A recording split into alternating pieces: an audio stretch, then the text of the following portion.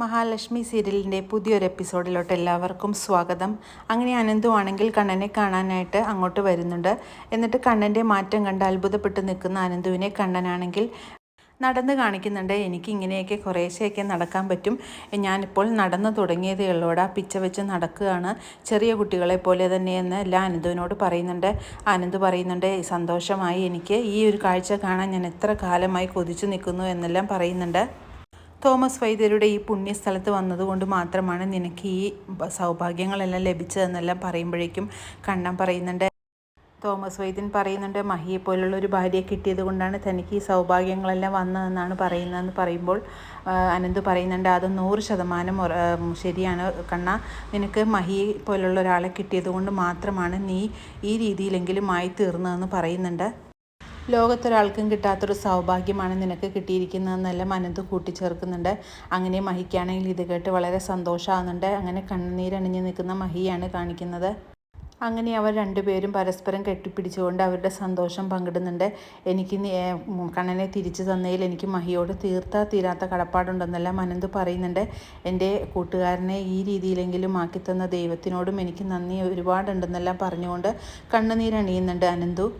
പിന്നീട് തോമസ് വൈദ്യൻ്റെ അടുത്ത് ചെന്ന് അനന്തുവിനോടും കണ്ണനോടുമായിട്ട് തോമസ് വൈദ്യൻ പറയുന്നുണ്ട്, ശത്രുക്കൾ പോലും ഒരിക്കലും നിങ്ങളുടെ ഈ മാറ്റം അറിയരുത്, കണ്ണൻ എപ്പോഴും വീൽചെയറിൽ തന്നെ ഇരിക്കുന്നതായിട്ട് തന്നെ വേണം അവരെപ്പോഴും കാണാൻ, ഒരു ചെറിയ വിരൽ പോലും അനങ്ങുന്നത് അവരുടെ മുന്നിൽ വെച്ച് പാടില്ല എന്നെല്ലാം പറയുന്നുണ്ട്.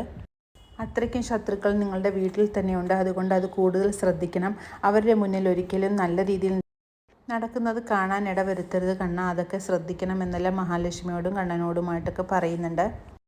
അപ്പോൾ കണ്ണൻ പറയുന്നുണ്ട്, അത് തോമസ് വൈദ്യൻ പറയുന്നത് പോലെ തന്നെ ഞാൻ ശ്രദ്ധിച്ചോളാം എന്നെല്ലാം പറയുന്നുണ്ട്. പിന്നീട് നടന്നു വരുന്ന കണ്ണനെയും മഹിയെയും കാണുന്നുണ്ട് സാഗർ. അങ്ങനെ സാഗർ ആണെങ്കിൽ ഇത് കണ്ട് വളരെയേറെ സന്തോഷിക്കുന്നുണ്ട്. അങ്ങനെ തോമസ് വൈദ്യൻ പറയുന്നുണ്ട്, സാഗർ കണ്ടതുകൊണ്ട് ഒരു കുഴപ്പവുമില്ല, സാഗർ ഇപ്പോൾ പഴയ ആളല്ല, ഒരുപാട് മാറ്റങ്ങൾ സാഗറിന് വന്നിട്ടുണ്ട്, അതുകൊണ്ട് സാഗറിൻ്റെ കയ്യിൽ നിന്നും ഈ ഒരു വിവരം പുറത്ത് ആരും അറിയില്ല എന്നൊക്കെ തോമസ് വൈദ്യൻ പറയുന്നുണ്ട്. അങ്ങനെ അനന്തു ആണെങ്കിൽ സാഗറിനോട് പ്രത്യേകിച്ച് പറയുന്നുണ്ട്, സാഗർ കാരണം ഈ ഒരു വിവരം ആരും അറിയരുത്, ഇത് കണ്ണൻ്റെ ശത്രുക്കൾക്ക് വളരെയേറെ വിഷമമാവും ഇതറിയുമ്പോഴേക്കും, അത് പിന്നീട് ഇവർക്ക് തന്നെ വളരെ വിനയായിട്ട് തന്നെ വരുമെന്നെല്ലാം പറയുന്നുണ്ട്. സാർ ഒന്നുകൊണ്ടും പേടിക്കട്ടെ, എൻ്റെ കയ്യിൽ നിന്നും ഈ ഒരു കാര്യം ഞാൻ ആരോടും പറയില്ല, ഞാൻ മഞ്ജുവിനോട് പോലും പറയില്ല എന്നൊക്കെ പറയുന്നുണ്ട്. എന്തായാലും കണ്ണൻ സാറിന് നടക്കാൻ പറ്റിയല്ലോ, അതുതന്നെ മഹാഭാഗ്യമെന്ന് പറയുന്നുണ്ട് സാഗർ. പിന്നീട് തോമസ് വൈദ്യൻ ചോദിക്കേണ്ടത് നിങ്ങൾ എങ്ങോട്ടാണ് പോകുന്നതെന്ന് ചോദിക്കുന്നു. അപ്പോൾ മഹി പറയുന്നുണ്ട്, അമ്മയുടെ അടുത്ത് വേണം ആദ്യം പോകാൻ, അതുകൊണ്ട് ഈ ഒരു സന്തോഷം ഞാൻ എൻ്റെ ഫോണിൽ കൂടി പോലും അമ്മയോട് പറഞ്ഞിട്ടില്ല എന്നെല്ലാം പറയുന്നുണ്ട്.